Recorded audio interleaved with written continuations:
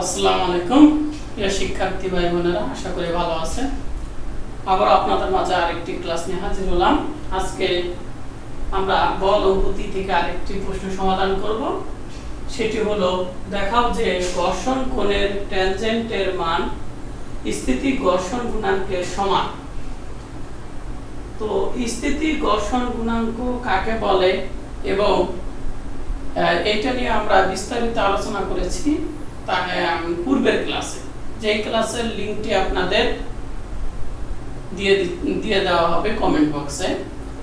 যারা ক্লাসটি করেননি তারা অবশ্যই ক্লাসটি করে তারপরে ক্লাসটি করবে, তাহলে বুঝতে সুবিধা হবে। তাহলে স্থিতি ঘর্ষণের সীমান্তিক মান আমরা জানি Fs। তার একটু চিত্রটা একটু বুঝিয়ে দিই। এখানে আমরা একটা তলে বস্তু রেখেছি। ওকে, বস্তুটার ওজন নিচের দিকে কাজ করছে এবং তলটা বস্তুর উপরের দিকে একটা বল, প্রতিক্রিয়া বল কাজ করছে এই বস্তুর উপরে, সেটাকে আমরা আর ধরি। আর এই বস্তুটার উপরে এই বস্তুটাকে আমরা এদিক থেকে বল প্রয়োগ করছি, এটাকে বলা হয় প্রযুক্ত বল। যে বল দেওয়ার কারণে এই বস্তুটা একটা সময় চলতে শুরু করবে। দেখা যাবে যে আমরা 1 নিউটন বল দেওয়ার কারণে সে চলতে শুরু করে না, 2 নিউটন 3 নিউটন, ঠিক আছে, তাও এটা তার স্থির অবস্থান থেকে নড়ছে না। মনে করেন 4 নিউটন বল প্রয়োগ করার কারণে এই বস্তুটা তখন চলতে শুরু করলো। এই যে প্রযুক্ত বলের যে সর্বোচ্চ মানের জন্য এই স্থির বস্তুটা চলতে শুরু করলো, এইটাকে বলা হবে Fs বা স্থিতি ঘর্ষণের সীমান্তিক মান বলা হয়। এই Fsটা হলো স্থিতি ঘর্ষণের সীমান্তিক মান। অর্থাৎ এই বস্তু আর এই তলের ভিতরে যে ঘর্ষণ বল, এই ঘর্ষণ বলটা হলো 4 নিউটনের সমান, ঠিক আছে। তাই আমি যখন বাইরে থেকে বল প্রযুক্ত করব 1 নিউটন 2 নিউটন 3 নিউটন, তখন বস্তুটা তা স্থিরই থাকবে, অর্থাৎ সে গতিশীল হবে না। কিন্তু যখন আমি 4 নিউটন বল প্রয়োগ করলাম, তখন যদি দেখা যায় এই বস্তুটা গতিশীল হয়, তাহলে বুঝতে হবে যে এই তল আর এই বস্তুর ভিতরে যে ঘর্ষণ বল, সেই ঘর্ষণ বল ছিল 4 নিউটনের। যেই ঘর্ষণ বলটাকে আমরা স্থিতি ঘর্ষণের সীমান্তিক মান Fs দ্বারা প্রকাশ করি। আশা করি বুঝতে পারছেন। তাহলে আমরা একটু লিখি যে স্থিতি ঘর্ষণ সীমান্তিক মান এই যে Fs এবং তল কর্তৃক প্রতিক্রিয়া বল R, অর্থাৎ এই যে প্রতিক্রিয়া বল R এর সমন্বয়ে, মানে এই বল এবং এই বলের সমন্বয়ে, এই দুইটা বলের সমন্বয়ে যে লব্ধ প্রতিক্রিয়া পাওয়া যায় বা লব্ধ প্রতিক্রিয়া বল পাওয়া যায়,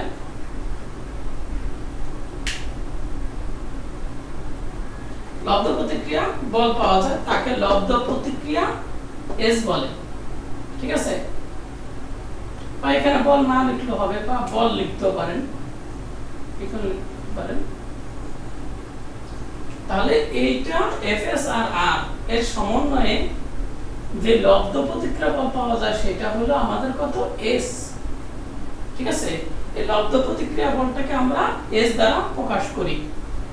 এখন এই যে আমাদের লব্ধ প্রতিক্রিয়া S রয়েছে, এই লব্ধ প্রতিক্রিয়া S অবিলম্ব প্রতিক্রিয়া R, এই যে R এর সাথে যে কোণটা তৈরি করেছে, এই কোণটাকে বলা হবে ঘর্ষণ কোণ। এই কোণটাকে বলা হবে ঘর্ষণ কোণ।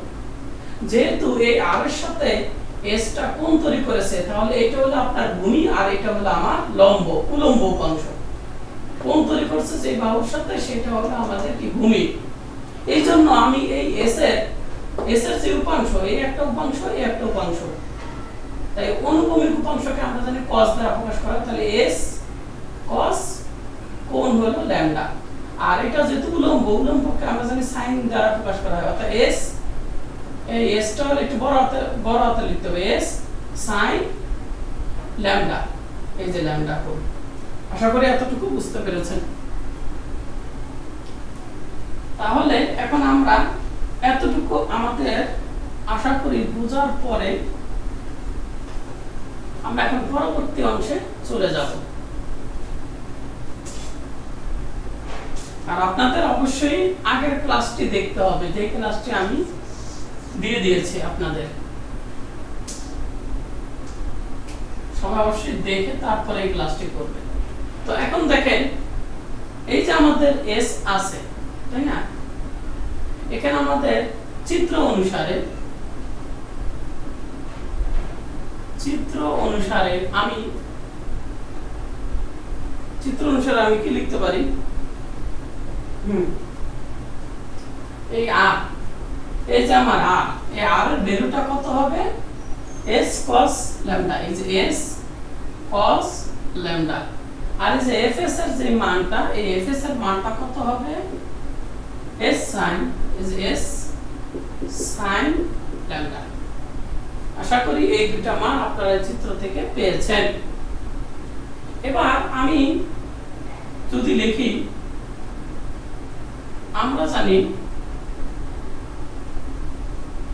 tan theta, tan theta, theta বলতে আমার এখানে lambda, আমরা জানি লম্ব ডিভাইডেড ভূমি, tan theta সমান লম্ব বাই ভূমি। আমার লম্ব কোনটা? লম্ব কিন্তু আমার এইটা, লম্ব হলো আমার এইটা, মানে fs, আর ভূমি হলো আমার কিন্তু r। তাহলে আমার tan lambda ইকুয়াল টু আমি কত পেলাম? এতটুকু আমি পেয়ে গেলাম।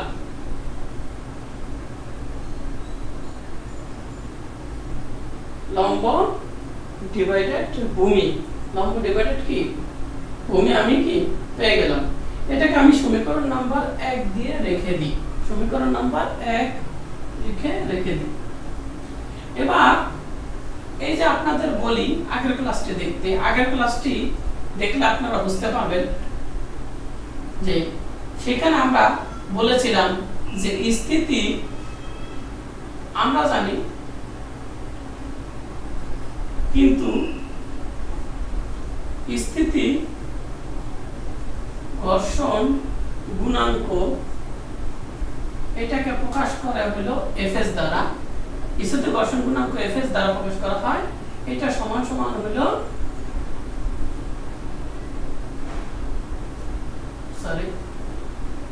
স্থিতি ঘর্ষণ গুণাঙ্ক হলো মিউ s দ্বারা প্রকাশ করা হয়, যার ভ্যালু হলো fs divided r, fs divided কি r।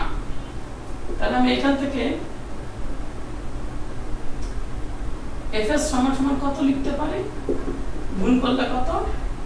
Mu s r, mu s r লিখতে পারি। তাহলে সুতরাং 1 নম্বর সমীকরণকে কি লেখা যায়? আমি যদি এই fs এর ভ্যালুটি এখানে বসিয়ে দিই, তাহলে 10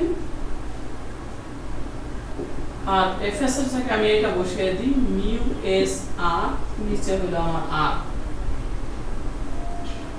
তো বসিয়ে দেওয়ার পরে আমি কি লিখতে পারি? শুধু মিউ s থাকে, আর মিউ s থাকে বলে স্থিতি ঘর্ষণ গুণাঙ্ক।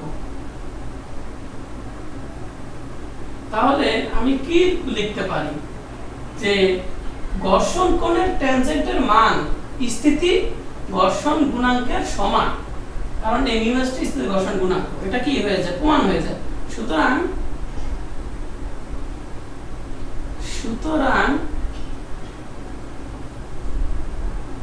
ঘর্ষণ কোণের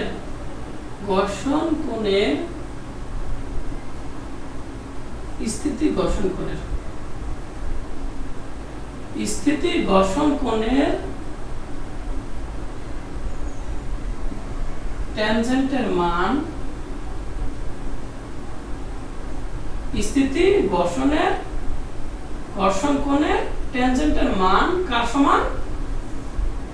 স্থিতি